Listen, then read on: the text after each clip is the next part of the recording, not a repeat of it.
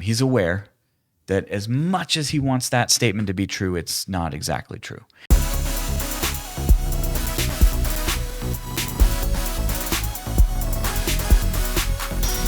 We're coming back to this law, this commandments and ordinances stuff, and this is the common argument you'll hear. Caleb says it. I've seen 119 Ministries makes this argument in their book, their Pauline Paradox book, and I'm sure in their Pauline Paradox videos as well. I did write a whole series of articles on beginningwisdom.org against, responding to the Pauline Paradox book. So if you didn't know about that, go check that out. But it's this very same argument. It's about this term dogma, this Greek term. So I want to go ahead and let you hear this argument, and then we'll kind of address it. In verse 15, by abolishing the law of commandments, now they're going to say, the mainstream Christian church is going to say, aha, see the law of commandments, he's talking about the Torah. But you have to see the Greek here.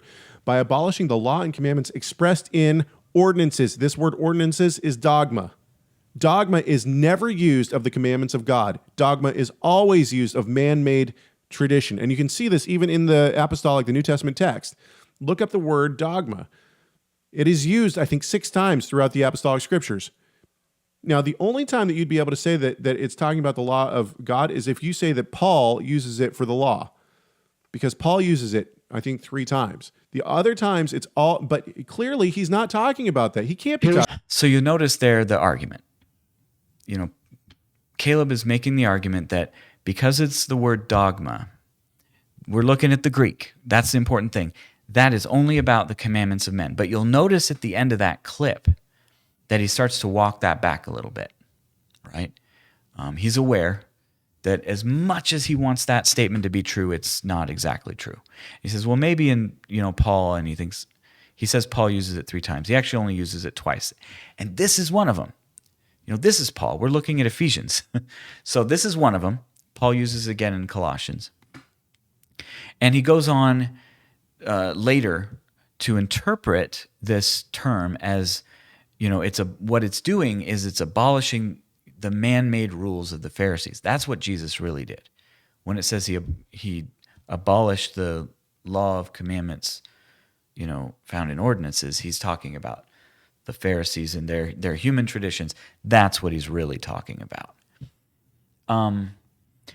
Now, this argument, first of all, I want to say just plainly, the text doesn't say that. The text doesn't make any reference to the man-made dogmas, of the Pharisees, so to speak. That's not ever explicitly said. So that's something that he's inserting into the text. It's again, it's a filter he's putting over it to say this is what's really going on. But there are big problems with this argument that, because it's the word dogma, and that's about human tradition, that's a big, mark for our position as Torah observant. What it really demonstrates, this argument, is the willingness that those in the Torah observance movements have to be inconsistent, to just be inconsistent with their own arguments. We'll talk about one thing over here, and that actually refutes what we say over here, but we're not saying them at the same time, so it's fine. We're looking at the Greek, and that's always about human laws, and that's okay over here. But we're going to see that that's a big problem. And I'm going to show this in 3 ways. Number 1, the term dogma most certainly does refer to commandments of God found in the Torah. I'll show you that. In Paul, in fact, in that other usage of Paul, that he even acknowledged, maybe Paul uses it that way. Yeah, he does. The second way is we're going to show that inconsistency, how it fatally undermines the universal Torah observance interpretation of Acts 15, the one that Caleb holds to, that Rob holds to, that every single Torah observant person I've ever heard from when they talk about Acts 15, the argument they make for how the Torah observance can be maintained through that passage. The argument he just made about dogma it totally destroys that argument. So we'll see that. And then Thirdly, it just ignores the actual definition of the term. He said we need to look at the Greek, but what he's looking at, and this is an important distinction, he's looking at usage, not definition. Usage, how is this term used? And it's not that those aren't both important things. It's important to understand both things. What is the definition of the term, but also how is it used? And he's right that many, many times when the term dogma is used, it is referring to human decrees. The word that you usually see is like decree, as in a decree went out from Caesar Augustus to take a census of the entire world. That's dogma. That's the word that's in that text. So yes, it is quite often in usage from a human being, but that's not the definition of the term. So we'll get to that. So let's look at that first one. So it most certainly does refer to commandments of God. The place that it's used in Paul, the other place in Paul that it is found is in Colossians. Let me pull it up here. Colossians 2:14. This is the one that where it clearly is not a doctrine of men or something. It says Colossians 2:14, having canceled out the certificate of debt consisting of decrees, that's our term dogma. Dogma sin, I think, I don't remember which form it is, but that's the term there. Having canceled out the certificate of debt consisting of decrees against us, which was hostile to us, he has also taken it out of the way, having nailed it to the cross.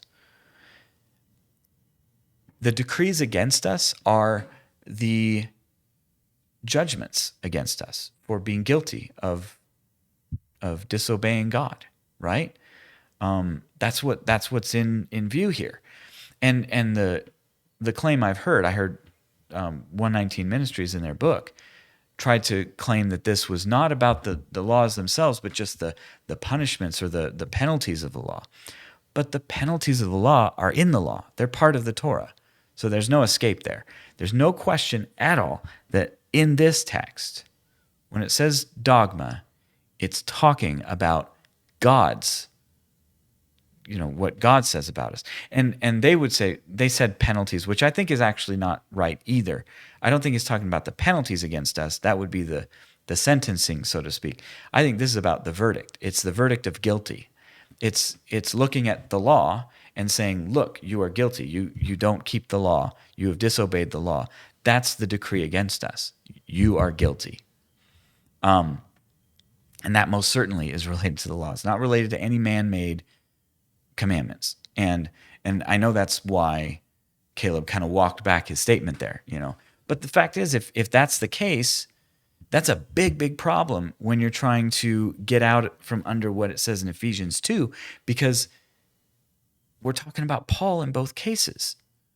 We're talking about the same author. Sure, in Acts and Luke, you have the author Luke using that term a lot of humans saying that word or issuing decrees and things like that.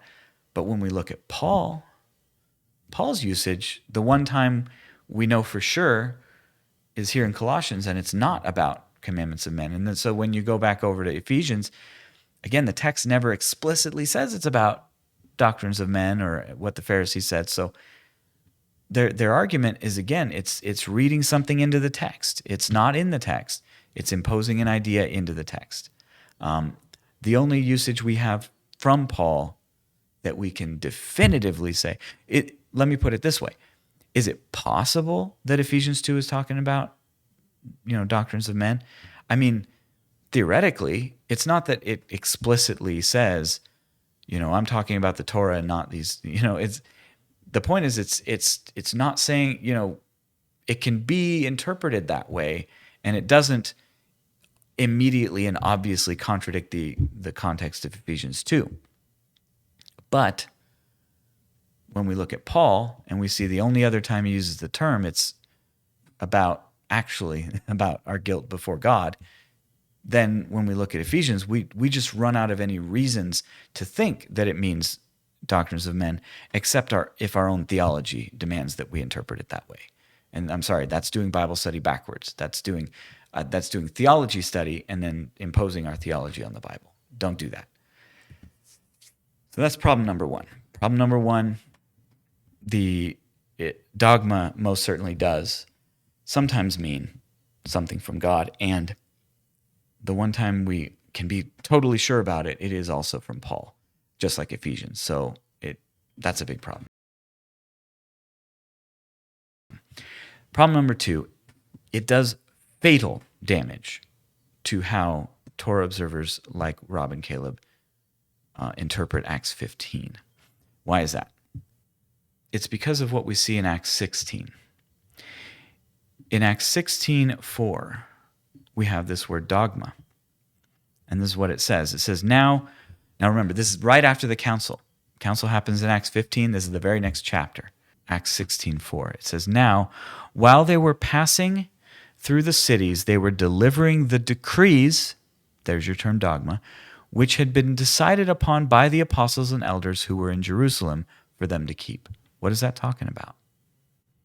It's talking about the letter, the letter with the decrees from the council to the people. And you know what? It's from men. It's from the men at the council. It says so right there, the apostles and elders. Does it say it was from God? No. But that's a problem because the Torah observance position is that the decree of the council was that these are the important bits of the Torah, even though half of it isn't from the Torah. But these are the bits that you need to do now, and then you'll learn the Torah as you go, as it's taught. But if these decrees are not, it's dogma, that means it's from men, right? How can doctrines of men be your starting place for keeping the Torah? How does that work? Why does the Torah need doctrines of men to support it in order to get going? It just doesn't work. This is fatal to the position that the council's decision and the letter was giving the Gentiles a starting place for Torah observance. Because if dogma means commands of men, then you're saying that commands and traditions of men are the starting place for keeping the Torah.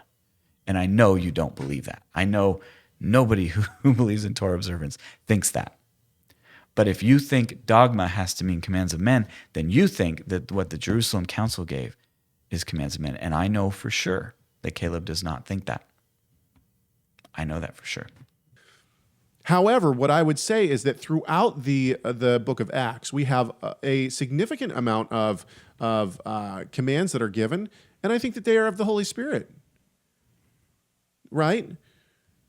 The notion of things like Acts 15, that we don't force the Gentiles to learn all the Torah before that they can convert.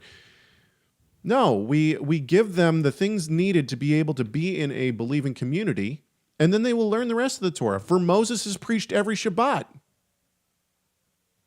Right?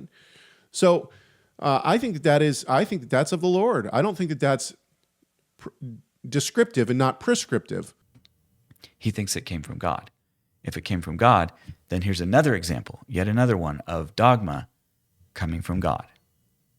So now we have an example from Luke in the book of Acts, an example from Paul, who also wrote Ephesians, where it definitely refers to commandments of God. So I'm sorry, but looking at the Greek is not getting you out of this one. And when you try to do it that way, you're making yourself, you're contradicting what you say about Acts 15 and the Jerusalem Council. Caleb says that what was found in the Jerusalem Council's letter is of the Holy Spirit. It's from the Lord. It's the starting place for people to begin to keep Torah. And that's from the Lord. That's commands from the Lord. Caleb, Acts 16 says they're dogma. That's what Acts 16 says about those commands. So either your argument from the word dogma about Ephesians 2 is bunk, or what you're saying there is bunk about Acts 15. Which one is it? Which one are you going to give up because you can't keep both of them if you want to be consistent? You can't say that dogma just means commandments of men, except everywhere that it doesn't. It means commandments of men in Ephesians. It has to. It just has to. No, you've got no argument from the word dogma in Ephesians 2 if these are really commands from the Lord. And then, of course, finally, the argument, it ignores the definition of the word. It ignores, it looks at some of the usage, but then it ignores what it actually means. So here we have, I'm going to bring it up, and I'm going to go ahead and just bring up the root. Here's the term dogma, right? This is, and you can see in the usages over here how it's used. A decree went out, from Caesar Augustus. Acts 16, this is the one we just looked at. They were delivering the decrees that had been decided at the council, the dogma. And then we have the decrees of Caesar. Then we have Ephesians, commandments contained in ordinances. That's dogma. And then Colossians 2:14, consisting of decrees. We looked at that too. So here's the examples. We have 5 occurrences of this term in the New Testament. We've determined 2 of them for sure. Well, at least if you're Torah observant, 2 of them have to be from God. But that third one just can't. But here's what I want to point out. I just want to point out what is the actual lexical definition? Thayer's here at Bible Hub, and it says public decrees, and there's some examples given. There's even some from outside the Bible of rules and requirements in the law of Moses, and we see some extra biblical stuff there too, and then certain decrees from the apostles. That's our Acts 15. Lots of different examples, but part of so we see this term a lot, decree. Now, a decree, when we think of how that term is used, the English term, it's a little different from commandment. It's not like you shall always, it's not like a standing order typically. Typically, a decree is like what we see there in Luke 2.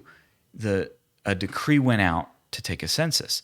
It's more of like, hey, I have a thing you need to do now. It's a commandment you're being given now to do once, and then you're done doing it. It's not like a standing order. It's not like the commandments. It's more of a temporary thing. And that really fits like all the definition or all the usages we see, that it's sort of a, hey, here's this situation and here's what you should do. That's what we have in Acts 15. A decree to take a census. We have the decrees of Caesar, sort of generally. The certificate of debt of decrees against us. That's the guilty verdict, right? It's not the guilty verdict isn't a standing commandment. It's saying, hey, you broke the commandments, you're guilty. It's a declaration of something. That's really what the term means.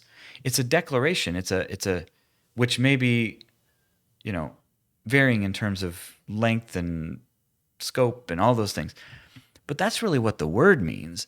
And what it's not about whether it comes, it's clear when we look at the New Testament usage of this term, it's not about whether this came from man or came from God. That's not the point of the term. The point of the term is it's a declaration of something, that it's like, here, this is something you're being told now, and that fits all of the situations, whether it's from God or from man, right?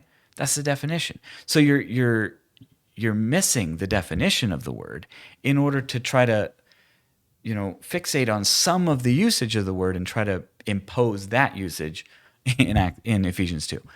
Again, it just doesn't work.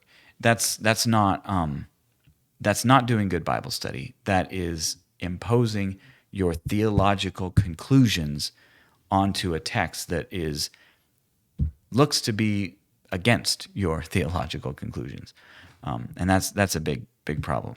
Let's keep going and look at the next section here. To say that this is somehow abolishing the need for Gentiles to keep the law is, I think, probably, I just don't understand how anybody can believe that. This is unless you're already biased towards that. How conveniently you have set aside the commands of God by your tradition. Again, I've addressed this. This is simple ad hominem. This is not dealing with the arguments. This is shameful behavior is what this is. Oh, you've got to be biased against it. That's the only way you could possibly come to a different conclusion. And he's like, how conveniently you set aside the law of God. And I say, how conveniently you set aside the scriptures in order to hang on to your Torah observance theology. How conveniently you find so much bias in your theological opponents so that you don't actually ever have to deal with their arguments with any seriousness.